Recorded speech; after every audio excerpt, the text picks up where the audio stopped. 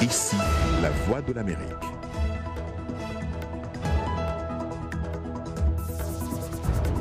Mesdames et messieurs, bonsoir. Bienvenue dans Le Monde aujourd'hui. On commence par les titres de ce journal. Ici aux États-Unis, un autre débat télévisé oppose ce soir à Las Vegas les candidats aux primaires démocrates avant le troisième vote de samedi. Accusé par ses rivaux d'avoir acheté sa place dans la présidentielle, Michael Bloomberg, qui dépense sans compter pour sa campagne, fera pour la première fois face aux Américains. En Ouganda, l'armée a été appelée au secours pour lutter contre les invasions de criquets pèlerins. Ces derniers font peser la menace d'une crise humanitaire majeure en Afrique de l'Est, où 12 millions de personnes sont déjà sous-alimentées. Dans ce journal, nous parlerons également des effets du coronavirus sur l'économie. Au Nigeria, les autorités ont restreint la mobilité des voyageurs vers la Chine et les conséquences sont palpables au marché d'Abuja.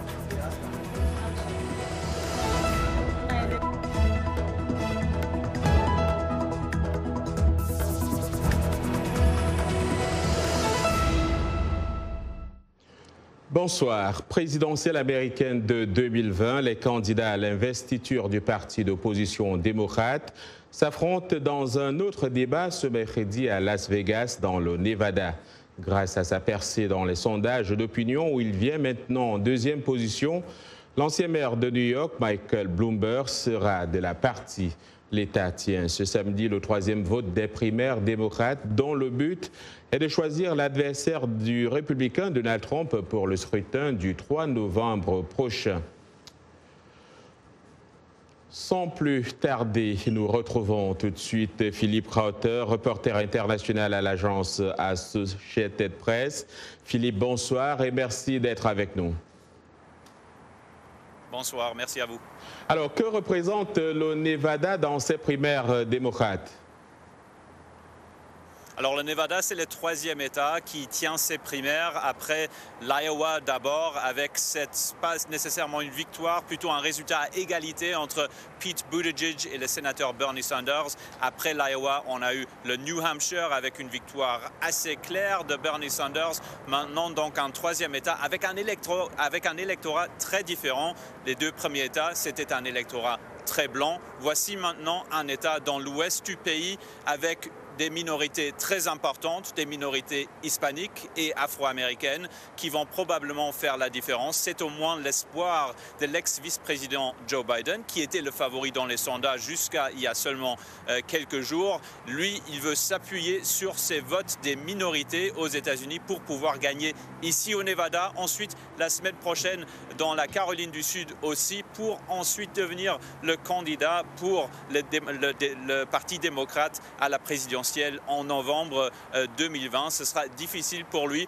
Ici au Nevada, on a donc le 9e débat d'un grand total de 12 ici ce soir à Las Vegas. Un débat très important pour ceux qui sont un peu plus bas dans les sondages, dont maintenant aussi l'ex-vice-président Joe Biden. Alors, et celui qui pourra également faire la différence, c'est Michael Bloomberg. Pour la première fois, on aura sa présence. L'ancien maire de New York se lance dans la course. Que dire de lui et de son arrivée dans cette course?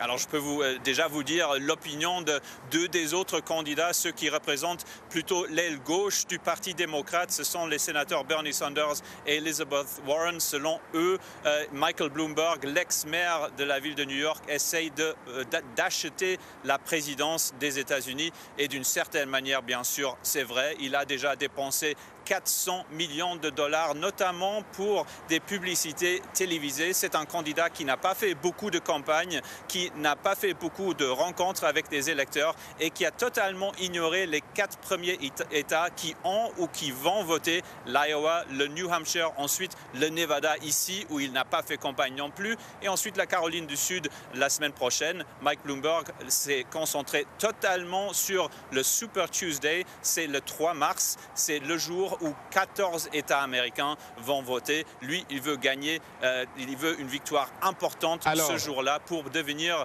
le candidat démocrate. Très rapidement, Joe Biden était jusqu'ici le favori des sondages, mais un sondage paru ce jour même place maintenant Bernie Sanders en tête.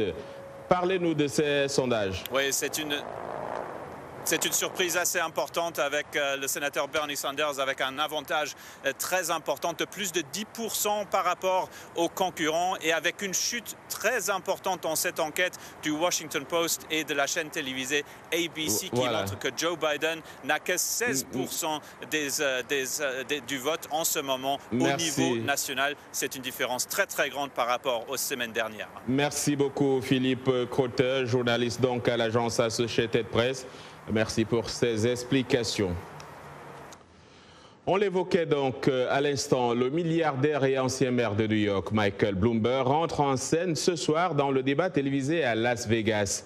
Il a déjà dépensé des centaines de millions de dollars en publicité, augmentant sa notoriété et sa place dans les sondages pour se qualifier au duel entre candidats démocrates. Steve Redish de VOA s'est penché sur la stratégie des dépenses de Bloomberg. Le récit est signé Lionel Gaïma. L'ancien président Barack Obama n'a apporté soutien à aucun candidat démocrate, mais avec cette annonce télévisée, M. Bloomberg sous-entend que M. Obama lui a apporté sa bénédiction. Pour tenter de remporter l'investiture démocrate dans la course à la Maison-Blanche cette année, Bloomberg inonde des médias américains d'une campagne publicitaire sans précédent. Il a diffusé plus d'annonces publicitaires que plusieurs candidats aux élections générales et à l'ensemble du processus depuis 2016. L'ancien maire de New York est parmi les hommes les plus riches du monde. Il a dépensé jusqu'à présent plus de 300 millions de dollars en publicité. Et il prévoit dépenser 300 millions de plus avant la Super Tuesday prévue le mardi 3 mars. Cela représente moins d'1% de sa fortune globale estimée à quelques 60 milliards de dollars. Vous ne pouvez pas ignorer ce type de pouvoir d'achat. De notre côté, Bloomberg a produit 185 annonces publicitaires tout aussi variées sur des sujets allant des armes à feu à comment manger une pizza. Avec tes doigts aussi. J'ai regardé ces publicités. Ce sont des bonnes pubs, comme il y a d'autres candidats qui ont des tonnes d'argent et les dépensent bêtement. Ils ne semblent pas dépenser bêtement, plutôt ils dépensent intelligemment. Le boom publicitaire de Bloomberg l'a propulsé à la 3e place dans la moyenne de sondage Real Clear Politics des candidats démocrates. Il inonde la télévision, la radio et les médias sociaux de publicité et de recommandations. Cependant, il n'a jamais attaqué les démocrates. Il ne cible que le président Donald Trump avec des dizaines de vidéos soigneusement produites, utilisant souvent les propres mots du président pour le critiquer.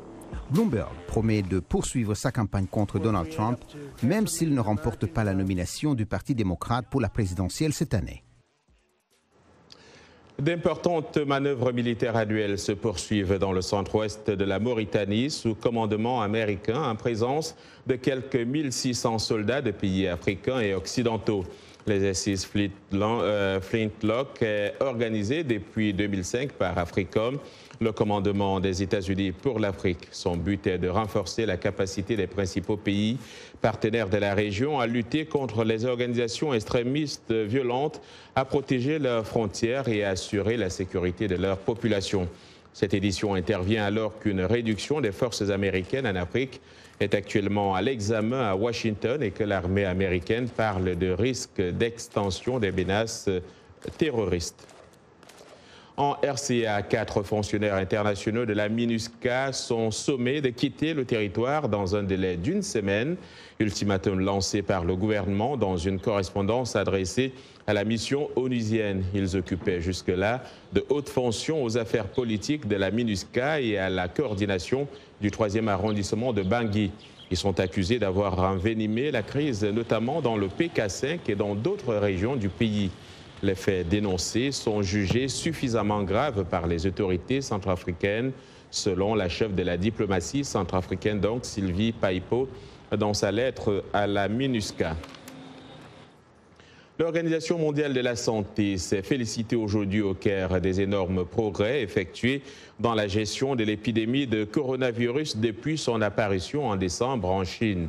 Alors que plus de 74 000 personnes, dont 99% en Chine, ont été infectées dans 26 pays, le seuil des 2000 décès vient d'être atteint. On arrive à diagnostiquer le virus partout maintenant et des systèmes sanitaires efficaces ont été mis en place, a affirmé Ahmed Al-Mandari, directeur régional de l'OMS. Pendant ce temps, cette épidémie de coronavirus affecte des entreprises dans d'autres pays du monde. Au Nigeria, des milliers de marchands se rendant en Chine chaque année pour importer des produits vers l'Afrique, mais les autorités nigérianes ont restreint la mobilité des voyageurs vers la Chine jusqu'à ce que le virus soit contenu. Timothy Obiezou a fait le constat au marché d'Abuja. Le récit est de Dilidiko. Osita Chukwu, un commerçant d'Abuja, a commencé à vendre des meubles et des générateurs il y a plus de 20 ans. Il importe la plupart de ses marchandises de Chine et s'y rend plusieurs fois par an pour conclure des marchés et acheter des produits auprès de fabricants chinois. Mais en ce moment, l'épidémie de coronavirus affecte les affaires et Osita craint d'être bientôt en rupture de stock. Pour l'instant, les marchandises ne viennent pas et cela affecte beaucoup les affaires. Nous avons dû augmenter les prix sur les marchandises dont nous disposons sur le terrain en ce moment. Dans ce marché d'Abuja, surnommé le centre du quartier, il y a beaucoup d'autres commerçants dans la même situation que Chukwu. Le Nigeria et la Chine sont de grands partenaires commerciaux. En 2008, le Nigeria a importé environ 7 milliards de dollars de marchandises de Chine. Selon l'économiste Emeka Okwengu, l'impact du virus Corona sur les échanges commerciaux entre le Nigeria et la Chine devrait être temporaire. Cela pourrait avoir un certain impact car il y a des marchés qui doivent être conclus face à face. Ces marchés-là risquent de ne pas se concrétiser, en particulier dans certaines régions de la Chine. Mais cela ne devait pas freiner le commerce international et l'impact ne va pas être durable.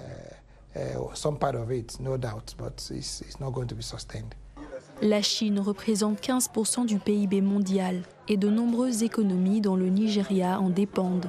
Tant que le virus ne sera pas contenu, les commerçants comme Osita auront du mal à faire des affaires, à moins qu'ils ne trouvent des alternatives. En Ouganda, l'armée a été déployée pour lutter contre les invasions des criquets pèlerins. Ils ont déjà dévasté les réserves alimentaires du Kenya, de l'Éthiopie et de la Somalie.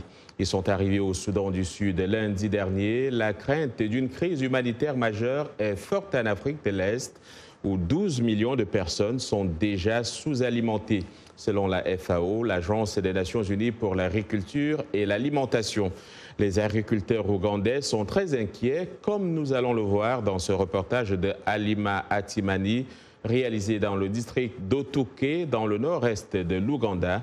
Le récit est signé Jacques Aristide. Une nuée de criquets virevoltants s'élève du sommet des arbres de karité, des champs de pois et des hautes herbes de la savane du nord de l'Ouganda pour aller causer de nouveaux ravages. Au réveil, le constat est dramatique dans le village d'Oringo-Oliech. Le champ est pratiquement décimé. Il n'y a plus de feuilles sur le manioc, idem pour le pois. Même les fruits que je comptais cueillir sont tous tombés. Environ 2000 militaires ougandais partent chasser cet ennemi déroutant qui s'est abattu dans une vingtaine de régions du pays. Mais la tâche n'est pas aisée car les criquets peuvent résister. On tente d'avoir le support aérien pour les pulvériser parce qu'en ce qui nous concerne, nous les pulvérisons au sol. Mais quand les criquets s'envolent jusqu'au sommet des arbres, nous ne pouvons pas les atteindre. Les soldats travaillent d'arrache-pied, mais les déplacements de criquets sont imprévisibles. Ils dévorent toute l'herbe dont j'ai besoin pour mes animaux. Le gouvernement ougandais reconnaît que le principal danger vient des œufs qui n'ont pas éclos, alors qu'une nouvelle vague migratoire de criquets pourrait poser de nouveaux problèmes dans les semaines à venir. Pour l'heure, toutefois, Kampala veut gérer la situation actuelle. Peut-on considérer la guerre comme un jeu ? Eh bien, dans la province syrienne d'Idleb, impossible d'échapper à la guerre Alors, le seul moyen d'Abdallah Al-Mohamed qu'il a trouvé donc pour reconforter sa petite fille de 3 ans, c'est de faire des bombardements quotidiens, un jeu. Une vidéo montrant Salwa en train d'éclater de rire quand elle entend le bruit sourd des explosions est devenue virale sur les réseaux sociaux, témoignant du quotidien surréaliste et amer des habitants de la région d'Idlib, cible d'une offensive du régime dans le nord-ouest.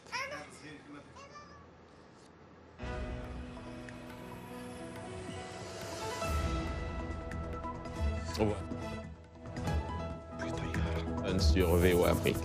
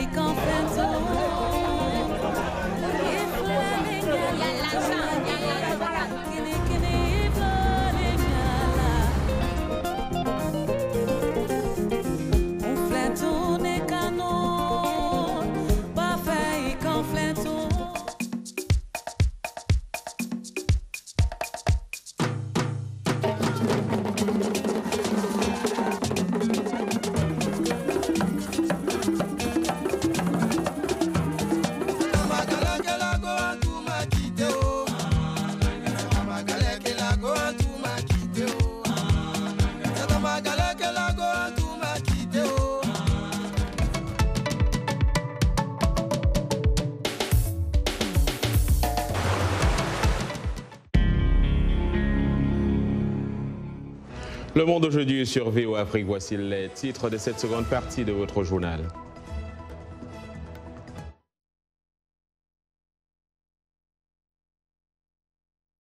Le pays est devenu le premier sur le continent à délivrer des licences pour la production de cannabis médical.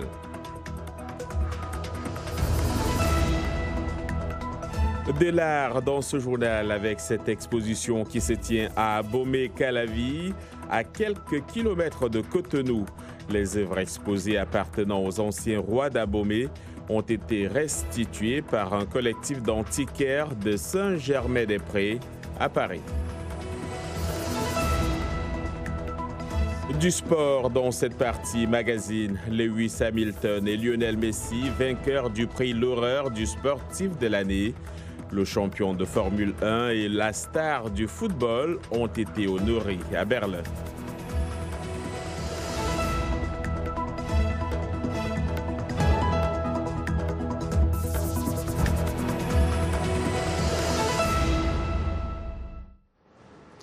Le Lesotho, ce pays d'Afrique australe, est entré dans l'histoire en 2017 en devenant le premier sur le continent à délivrer des licences pour la production de cannabis médical.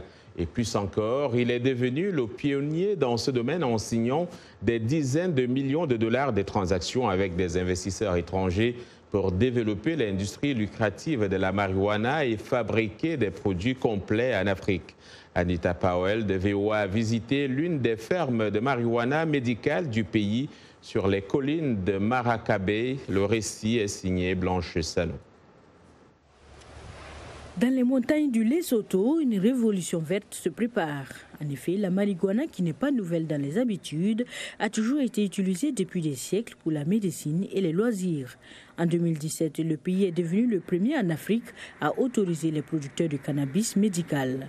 Depuis, l'industrie s'est développée et a rapporté des millions de dollars d'investisseurs étrangers à des entreprises locales comme MGL, qui a construit une installation de 23 millions de dollars avec 380 employés. Je suis certain que ce sera une entreprise rentable, même si pour le moment c'est assez compliqué. Il y a de l'agriculture ensuite, la pharmacie et vous devez fabriquer vos produits. Sans oublier que c'est un stupéfiant que vous devez exporter à travers les frontières. Ce n'est donc pas une mince affaire. Les études médicales commencent à peine à examiner l'efficacité du composé non psychoactif du cannabis, le cannabidiol ou le CBD. Les produits à base de CBD de MGLF, l'un des principaux producteurs du Lesotho, prétendent traiter des maladies chroniques telles que l'anxiété, l'arthrite, l'épilepsie et divers types de douleurs. Le ministre des Finances du Lesotho affirme que son pays se distingue grâce à cette industrie. Nous ne voulons pas exporter de bouteilles d'huile brute, nous voulons exporter des produits pharmaceutiques. Et donc, nous voulons voir autant que possible, pour chaque investissement, la transformation de ce produit jusqu'à ce qu'il soit un produit pharmaceutique. Avant de commencer à travailler chez MD Health, Manfo Toulo cultivait de la marijuana illégale à la maison. Medigrow a changé ma vie parce que j'ai de l'argent pour payer les frais de scolarité de mes enfants et acheter d'autres choses pour ma maison. J'ai une vie décente désormais. Il est important pour dire si la recherche médicale absorbera pleinement les produits à base de cannabis ou si ce petit pays peut tenir face aux défis de cette industrie mondiale en pleine croissance. En attendant, le PDG de MD Health dit qu'il profite du produit qu'il vend pour se détendre et profiter des moments agréables. Voilà, retrouvons tout de suite Yacouba Ouedraogo, c'est pour parler de sport. Bonsoir Yacouba. Bonsoir John et bonsoir à tous. Le champion de Formule 1, Lewis Hamilton, et la superstar du football Lionel Messi ont partagé le prix Laureus du sportif de l'année à Berlin. Hamilton, 35 ans, 6 fois champion du monde, et Messi, 32 ans, star de Barcelone, ont été désignés co-vainqueurs pour leur réalisation en 2019. C'est la première fois qu'un footballeur remporte le prix et aussi la première fois en 20 ans d'histoire de l'événement que le jury a pris une décision à égalité. L'Afrique du Sud, qui a remporté la Coupe du monde de rugby, a été désignée équipe de l'année, battant Liverpool de Jürgen Klopp et l'équipe féminine américaine de football. Lewis Hamilton a appelé à la diversité dans sa discipline. J'ai grandi dans un sport qui a vraiment donné un sens à ma vie. Je suis tellement reconnaissant pour ce qu'il m'a apporté. Mais j'ai grandi dans un sport qui a très peu ou pas de diversité. Et je pense que c'est un problème auquel nous sommes continuellement confrontés. Je pense qu'il est de notre responsabilité d'utiliser notre plateforme pour cela, vraiment pour pousser l'égalité des sexes, pour l'inclusion et s'assurer que nous sommes engagés et essayer de représenter ce que le monde est aujourd'hui. En football, suite des huitièmes de finale de la Ligue des Champions tout à l'heure à 20h temps universel, Tottenham affronte le RB Leipzig. Cette rencontre promet des étincelles à Londres, d'autant que les Spurs ont gagné leurs 3 derniers matchs. Mais la blessure à un bras dimanche de Son Heung-min prive les Anglais d'un deuxième buteur après Harry Kane. Le club allemand dispute, lui, son premier huitième de finale. Autre club novice, l'Atalanta Bergame, qui défie Valence dans l'affiche la plus ouverte des huitièmes. C'est tout pour les sports. On se retrouve demain. Merci Yacouba et à demain donc.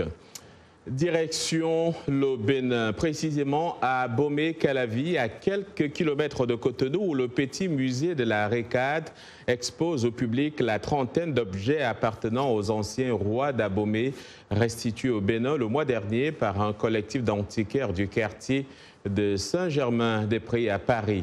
Quel accueil accorde les Béninois au retour de ces œuvres? Cette restitution, j'y parviens, peut-elle accélérer le rapatriement sur le continent d'œuvres d'art premiers en partie pillées en Afrique du temps de la colonisation? Élément de réponse dans ce reportage de Xavier Fakbonghong.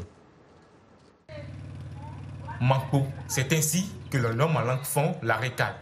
En forme de crosse ou de hache, elle est l'un des 7 symboles du pouvoir royal béninois. Aujourd'hui visible des Béninois, ces récades et ces sabres matérialisent le retour au pays des œuvres du patrimoine béninois issues de collections occidentales. Ces œuvres qui sont récemment venues donc le 17 janvier dernier, et symboliquement, historiquement, c'est un geste très fort puisque désormais nous mettons à la disposition, et ce gratuitement, donc à la disposition du public, un certain nombre d'œuvres qui racontent l'histoire du royaume du Dahomey. Pour moi, les récades, c'est d'une importance capitale. Déjà, ça nous permet de connaître nos racines, les racines du Bénin, pour ne pas dire de l'Afrique en général. Si certains Béninois se réjouissent de pouvoir enfin découvrir les vestiges de leur histoire, pour d'autres, cela reste insuffisant. Moi, j'aurais voulu que la prochaine fois, on nous ramène tout ce qui nous appartient, qui sont logés dans les musées français. Nous avons besoin de ces choses-là dans nos musées aussi, afin de les renforcer, afin que notre histoire ne soit pas juste verbale, mais qu'il y ait également des choses qui soutiennent réellement cette histoire très riche que nous avons au Dahomey. suite au rapport du Sénégalais Fenouil Sarr et de la Française Bénédicte Savoie. Sur la restitution du patrimoine africain, les Béninois espèrent maintenant un retour définitif de leur héritage. Pour Yves-Patrick Loco, cette restitution privée constitue déjà un premier pas important. C'est à espérer, voilà, qu'au niveau national, que les objets du Bénin qui se retrouvent encore de l'autre côté de la métropole reviennent au Bénin. 128 récades anciennes et contemporaines, sculptures et objets de culte sont à cette date conservés et exposés au Petit Musée de la Récade. La restitution par la France de 26 statuettes du royaume d'Abomey est annoncée courant 2020 ou début 2021. Culture encore, danse traditionnelle, poésie musicale, course de chameaux, le menu du festival culturel à Iférouane dans l'extrême nord du Niger continue d'impressionner les nombreux participants. Ceci malgré les inquiétudes concernant l'extrémisme islamique dans toute la région du Sahel en Afrique de l'Ouest. Ils sont des milliers à y prendre part chaque année. Arzouma Compaoré. Le festival de l'Aïr, considéré comme l'un des rassemblements les plus importants pour célébrer la culture du peuple touareg, a lieu depuis 2001. Comme lors de chaque édition, la culture touareg, ses femmes, ses hommes, sa musique, sa danse, sans oublier la beauté de la région, sont célébrés en grande pompe. Chiriet, c'est le point de jonction des dunes du Ténéré et le massif de l'Aïr. Vous voyez ce que ça donne comme paysage, un paysage unique en son genre. La région de l'Aïr, avec ses oasis, ses montagnes et ses dunes de sable, est une destination pour de nombreux touristes occidentaux, mais aussi pour les pays voisins. Il n'y a pas de doute que le Niger quand même va chercher dans ses valeurs ancestrales, comme je l'ai dit, pour maintenir une dynamique de développement de paix qui est aussi une dynamique de développement du tourisme. Depuis la prolifération des groupes armés et extrémistes dans la région du Sahel, le nombre de touristes a diminué, mais le festival reste une aubaine financière pour la région. Dans le Niger, on peut voyager avec le maximum de sécurité quand les journaux, les télévisions vont dire qu'il n'y a pas la sécurité. Non, c'est faux. Nous voudrions que nos touristes, qu'ils soient nationaux, qu'ils soient de l'extérieur, n'oublient pas qu'il y a ces espaces qui les attendent encore. Nous, nous sommes de passage, mais nous avons le devoir de les conserver intacts. Malgré les menaces sécuritaires dans toute la région du Sahel en Afrique de l'Ouest, les organisateurs du festival restent confiants et veulent promouvoir la culture touareg au-delà des frontières du Niger. À présent, parlons d'une reconversion, celle de Youssef Kamara, ancien chef du gang Giverdam Gaza de la Sierra Leone dans les bidonvilles de Freetown. Le gang, connu localement sous le nom de Click, a choisi ce nom parce qu'il se soucie des rues et veulent que les choses changent. Gaza fait référence à l'enclave palestinienne au Moyen-Orient, une bande de chaos, de conflits et de luttes constantes comme dans les bidonvilles de la capitale de la Sierra Leone. Après avoir quitté le gang il y a 3 ans, Kamara, 27 ans, espère maintenant que son parcours de poète reconnu pour servir d'exemple à d'autres jeunes rebelles de Freetown.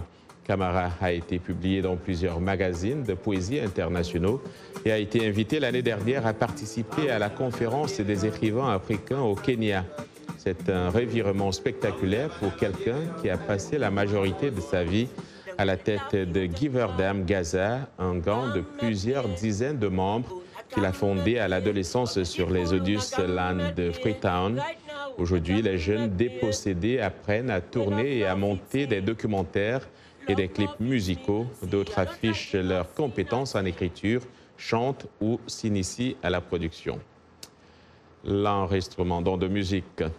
C'est la fin de ce journal. Merci à tous ceux qui l'ont préparé et à vous de l'avoir suivi. Demain est un autre jour. D'ici là, je vous souhaite de passer une excellente soirée.